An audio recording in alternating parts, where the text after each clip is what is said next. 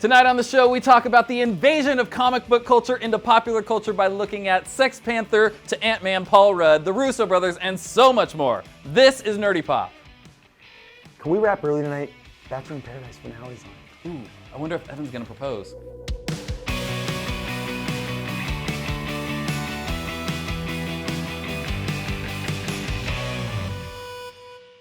All right, welcome to Nerdy Pop, the show. I am Matt Barnes. This is Rob Liefeld. Hello. And we're back. We're doing it again. We are doing it again after an awesome week at Fat Collectibles last week, which was great. really cool. We're going to definitely do that again. And thank you to Fat Collectibles for having us. That was so much fun. And all the fans who showed up. Yeah, we had like a bunch of people came out. It was really fun, signing stuff, and even really not smart fans who asked for my autograph on their Deadpool. No way, dude. I'm like, you're ruining the value of your Deadpool if I sign it. Come on, man. They want to be in on the moment. It was great. It was so much fun. We had a great time. They knew you win. But I think, it's funny because this week we're talking about sort of the comic takeover of popular culture. It's happened. Because it's everywhere. We're in it. We talk about this little bit by little bit, especially we've talked about it specifically with the movies in the past. But it's just so permeating everything. And being there last week was the perfect sort of, example of that as we looked around and just how many options there are, how many things there are that are from popular. I mean, my wife's there, and she's into Game of Thrones. They got Game of Thrones characters. Yeah. They got and she's looking around like, what? And I showed her that, and she's like, oh, that's kind of cool. It's just like, and there's something for everybody. Walking Dead. Walking Dead section. There was old Transformers there from when I was a kid. There was, and then you have all the comic stuff and all the video games. And Alex, I know, was over there looking at all the old video games. So the comic book kind of nerdy culture has definitely permeated and taken over, and I think 100%. It's everywhere. Well, and you kind of go, how big is it going to be? Right. When's it going to stop? Yep. Is there a ceiling on it? Right. And Matt, I mean, because I was talking to my family too. I mean, in each one of my kids' rooms, there's a representation. My daughter has some Harley Quinn stuff. Okay. She loves Harley Quinn. My youngest son has all sorts of, he's got a Green Lantern next to a robot, next to Spider-Man, next to Pops, next to anime, and then in my oldest son's room, Star Wars, next to Spider-Man, next to X-Men. I mean, it's all over the house. Yeah. It's all over our shelves. Yeah. The DVDs. Yeah. I mean, it's like, oh, Superman, Batman, didn't even like the movie, buying the Blu-ray. Because maybe I want to watch that one scene I liked. But I mean, it's on demand. It's on. It's now where the movie channel. Yep. It's coming up. HBO's like coming in October, and you get the Deadpool trailer over again. And you go, oh my gosh, it's come to Yep. And in the meantime, Starz has all the Marvel movies. Sure. But then, how many comic book shows are there this fall? This last weekend, I think there were 6. Okay. In one weekend. Yeah, I mean, yes, dude, comic conventions. That's where it's going crazy. And I did 19 shows in 2015. Yeah. And I could have done, I mean, if it was physically possible, there was probably 75 shows. Now, like you said, this last weekend, Forbes magazine today talked about Dragon Con. That's in Atlanta, Georgia. Okay. You've got Salt Lake City Con, which is massive, 85,000 people more. Okay. You've got Baltimore Comic Con, which is, I think, probably going on its 12th, 15th year, somewhere in between there. It's a mainstay, gets 30,000 people. You've got what was the Star Trek thing called? The Star Trek. Was it Celebration? It was I can't remember the Giant at the Javits Center, huge, which is the big, massive convention. And it was their big 50th I anniversary. was actually watching a ton of coverage from that. Oh, yeah. But and again, IDW had a giant comic book panel. Sure. So it's comics, it's books, it's games. Then you had San Francisco Comic Con, which was a big show in San Francisco. You had a Sacramento anime show. Okay. And then the mother of all is the Toronto Fan Expo, Fan Expo, yeah. which has 150,000. Forbes said is the solid number 3 in North America. Comic-Con San Diego, New York Comic Con, and Toronto. And that, all of them at the same weekend. Right. And you go, and they were all packed. 75,000, 85,000, 150,000. I mean, this, and again, we've seen all these families last week at Fat Collectibles. Yeah. Families. Yes. Moms with their sons, daughters, older daughters. The dad Yeah. who brought his 2 kids who did not want to be there. Yeah. But his kids wanted to be there. That's the best. Yes. I see them. Yes. And it makes me think of my dad. My Yeah. dad brought me, you said your dad brought you to Star Trek shows? Yeah. My dad brought me to comic shows. Didn't want to be there. But it's what isn't comic book culture now? It has taken over everything. It's crazy. And I mean, obviously this was my first Comic-Con this last summer. Yeah. And if you missed our coverage of Watch that, those. go back and watch those, because there's some pretty entertaining stuff in there, and just some really interesting stuff, because for me it was shocking how many just people, not weird out there people. They were there. There were some, but just people like, and you start talking to them, and these people, they're in costumes and stuff, but they're normal. They're normal people. They're just there having fun, because it's become mainstream. Yep. It's become the thing to do.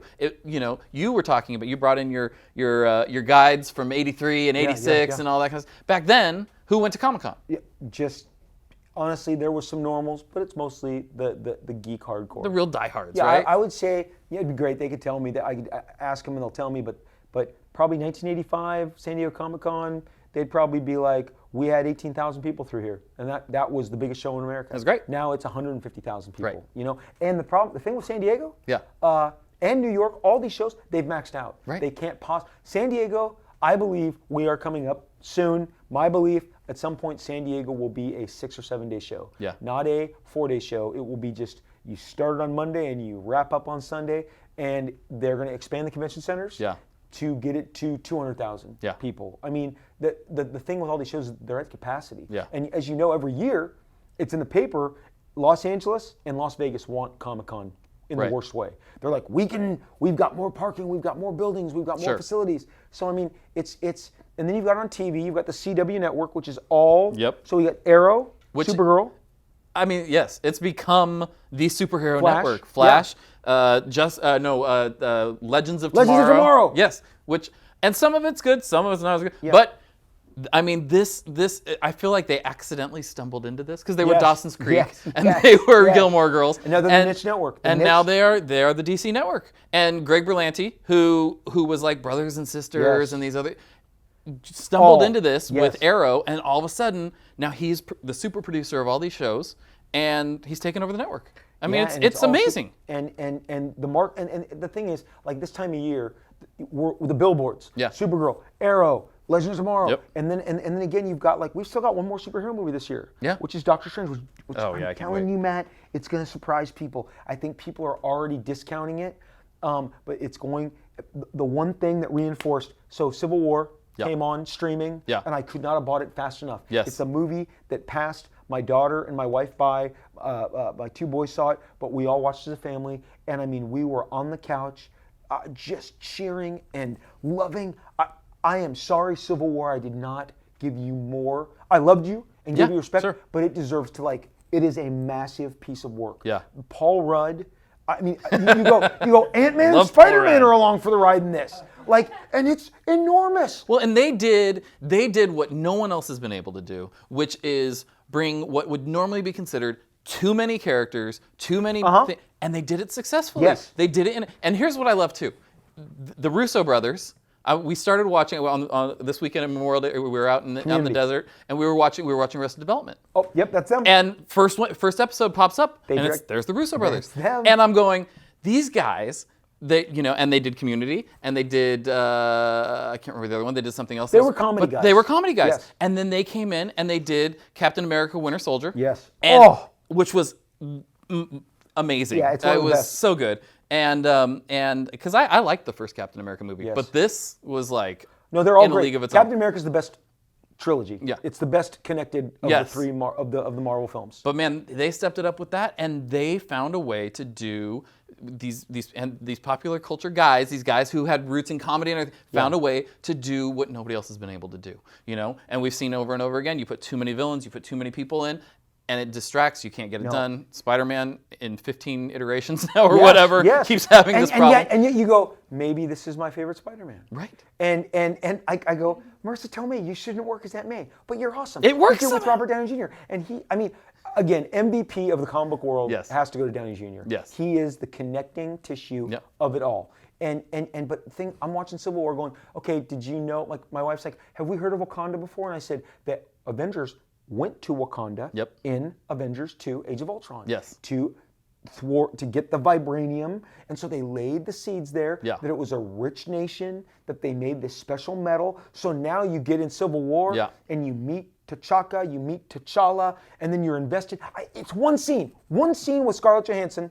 She meets the king, she meets the king's son. You can tell they have respect and a rapport and a love. And then, sorry if you haven't seen Civil War, T'Chaka gets blown up. Right. And his son is like, I will avenge you above all else. And then you're like, and then Black Panther shows up. Not bad, right? And Black Panther is awesome. And man, I'm telling you, the end of that movie, that's so awesome. Steve Rogers, and he takes everybody out of the raft, and now they're in Wakanda, and he goes, you know they're going to come after you. Yeah. Let them try. Exactly. And you're like, can it be the next movie yet? Can I see them try? Can I see? And it's sequential. Like, we're into it. Yeah. We're involved. And how many movies is it? 3 Thors, 2 Hulks, Right. 3 Iron Mans, It's 2 crazy. Avengers, and Ant-Man. I mean, we're 12 chapters in. Yeah. But it's like, when's the next one? Right. And I want to go watch Black Panther. Yeah. And I want to watch, and Guardians of the Galaxy will take place up over here in the galaxy, but it's going to start pulling the Infinity Gauntlet. It's been confirmed that they're going to be in Look, Infinity there is Wars. no doubt. People are giving awards all the time. Marvel Comics there's a reason everyone throws down hard for Marvel. Yes. They do it right. They do. And Kevin Feige, whatever your Feige is, to take the Russo Brothers. Hey, I see a glimpse in your community and Arrested Development work. No, listen. The best action I've ever seen. Yeah. And look, if Tim Miller had more money, I think Deadpool would be even more awesome. Yeah. But I got to give it to the Russos. Again, Civil War, expensive movie. Sure. It's a $200 million movie. Absolutely. That made over $1 billion. That's how you do it, kids. I don't want to tear up any more comic books. I did it in a previous segment. But when you spend $2 and then maybe another $150 market, it's $350. So you have to make $650 back to make money. Yeah. And you make $1 billion, then you've made $500 million. Yeah. That's how that works. Not really. You have to have that. You made $300 million. Yes. That's a great investment. Yeah. And then there are Marvel naysayers that said, it made less than the first Avengers. Okay, maybe that's the biggest one that ever was. Yeah. And so now they're going to just draft off that until maybe they hit it out of the park and go to almost $2 billion again. Yeah. Because I did not realize how much money Avengers 1 made. Yeah. But Avengers 1 Crazy. changed everything. Yes. And it affected DC's game plan, who we all agree they should slow down. Yes. The positives for DC, we've been over this before. Yes. Ben Affleck. Yes. Oh my gosh, Ben! The best thing you do is become Batman! Now direct a great movie. The Town and Argo are fantastic films. Mm-hmm. He is an amazing filmmaker. He gets Yes. the 3-act structure. He knows what notes to hit. Yep. I mean, you're watching Argo and you go, I know this is a true story. I know that plane gets in the air. Yep. I know they get out. But you're when in. the trucks are chasing them down, that's a great filmmaker. Well, and it's like, are they getting in the plane? Are they going to clear it? They're in the air. The hostages are saved. I knew the hostages were saved because I watched it as a kid. I'm old. I watched the Iran hostages get off the plane. I knew it. But I'm watching the movie and I'm going, I don't know if they're going to make it. That's a great filmmaker. Right. Ben Affleck knows the note.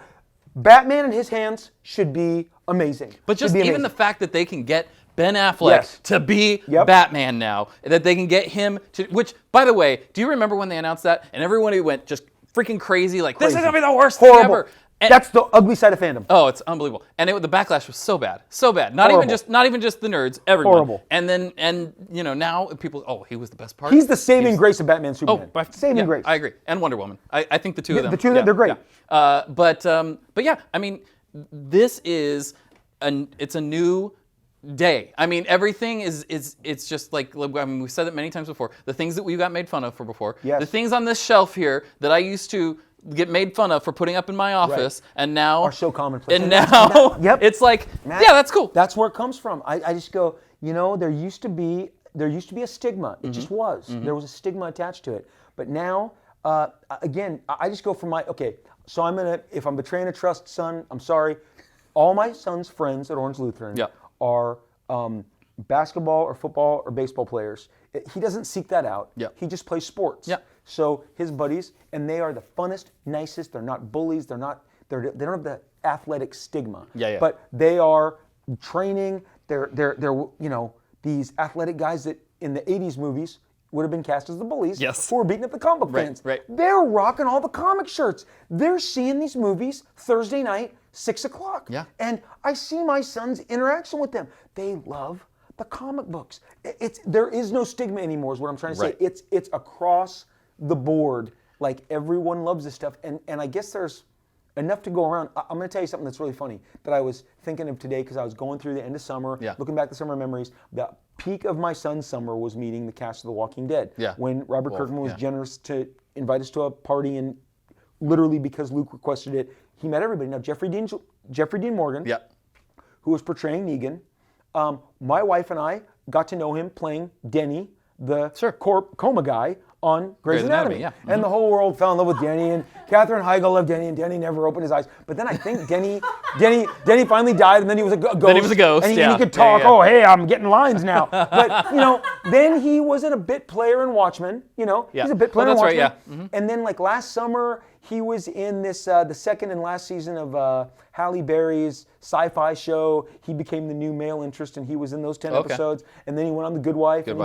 But I'm telling you, talking to Jeffrey Dean Morgan and the way he was interacting with the cast, and you could tell, dude, he's like, I'm Negan. You go, Jeffrey Dean Morgan, the guy who's a very in-demand actor, is like, oh yeah. And he said, I love the F takes because Negan has a potty mouth. He is a true Tarantino character. F. And in the comics, that's how he talks. And for the DVD, they're letting him do all the how he talks in the comic, and then obviously they have dad. It's like, oh, I love the F takes. Oh, I love all the F takes. The F takes are great. And then Robert goes, the F takes mean that. I'm like, I'm not stupid. I know what an F take is. He is so. You could just tell like he's a sci-fi horror comic book character now. He's been on stuff that worked, not worked, but now you can tell comic book culture is going to make him. I guarantee you, Matt, the biggest he's ever been. Yeah. Negan is going to blow. Walking Dead has their Darth Vader. Yeah. They finally have their Doctor Doom. Yes. The guy who's going to really, I predict the biggest ratings Walking Dead's ever had in its 7th season. Yeah. In its 7th season. And it's because of him. Yeah. And he's going to be like, oh yeah, I predict next year you're going to see a lot of Negan on the convention circuit. Yeah. Jeffrey Dean Morgan going, who wants a picture with me? 1,000 people are in line. You know what I mean? That's the transformative nature. Yeah. And like we said, Ben Affleck, yeah. I think Ben Affleck's like, you want me to be Batman? No, the money's good. Okay, I like that. But my kid is going to know that I was Batman. Done. I think it's comic book culture. Yeah. I mean, there's no shortage of people who would line up to be the next Spider-Man. And there wasn't. Right. Even though they keep getting younger. But you know what I'm saying? I mean, totally. It's these roles are no longer like again, the stigma's off. Yes. They are the attraction, the main thing that everybody wants. It's gone the other way now. Now it's the desired role. Now it's the thing you want to be a part of, and you can see it like you said. And okay, so with Civil War, the thing I really studied it, and we talked about James Bond in an earlier segment. Yes. And so this year, Bourne, everyone's kind of down on Bourne. Yeah. So the Bourne, let's track it. The Bourne movies come out, and they are filmed in a different way. They have the handheld, kind of really raw action, shaky, and it had all sorts of different like judo and Krag Mag, whatever they call that Krav stuff. Maga. There you go. And all the different and the Bourne movies changed action. Yeah. Greengrass and the way he shot it, and then 007 adopted that action. Yes. And you could tell when you're like, oh, you guys like Jason Bourne. Yeah. So like the Bond movies have adopted Bourne. Well, then you watch Captain America,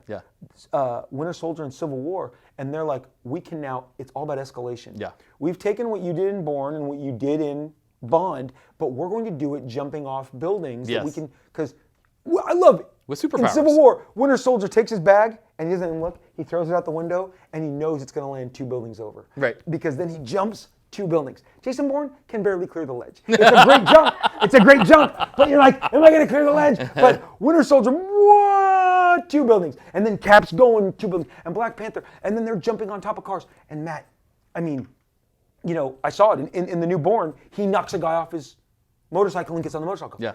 And the reason the audience is like, not good anymore is because 3 months ago, Winter Soldier's like, I see a guy on a motorcycle. He doesn't kick the guy off. He lifts the motorcycle midair, turns it around, and jumps on it. And I remember that scene so well because it was the one my son said, Dad, you're embarrassing me, stop. Because in the movie I was going, oh my gosh, I can't believe this. and he's 14 and his father. But now the superheroes are incorporating this action choreography. Yeah.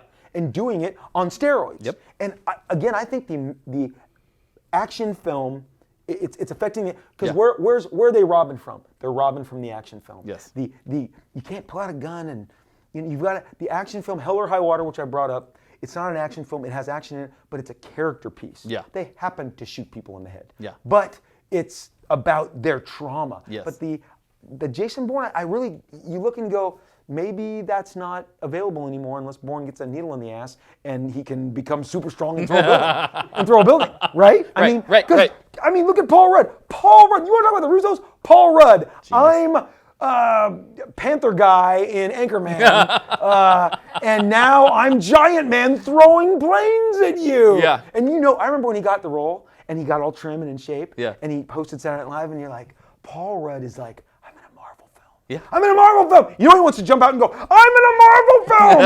My career is set. I'm Ant-Man for a decade.